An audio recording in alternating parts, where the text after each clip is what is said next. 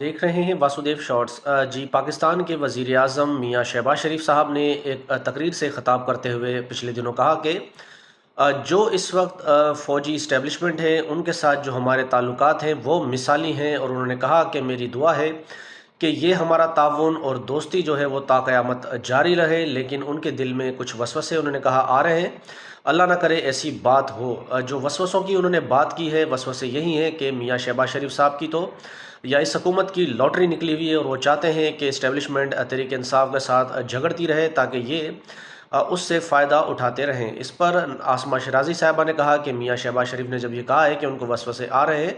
تو یہ انہوں نے ایسے ہی نہیں کہا، اس میں ضرور کچھ نہ کچھ گڑبڑ ہے، اور اسی وجہ سے حکومت گھبرائی ہوئی ہے۔ مزید انہوں نے اسٹیبلشمنٹ یا حکومت کے حوالے سے کہا کہ یہ اس وقت کہہ رہے ہیں کہ ہم انڈر پریشر نہیں، ہم پر کوئی پریشر نہیں ہے، تو انہوں نے کہا کہ پریشر یقیناً ضرور ہے۔ ڈونلڈ ٹرمپ کی جب انتظامیہ آ جائے گی تو یہ تو کہتے ہیں کہ ہم پر پریشر کوئی نہیں ہے، لیکن ان پر ضرور پریشر ہے، اور اس وقت اسٹیبلشمنٹ ہو یا حکومت یہ انڈر پریشر ہیں۔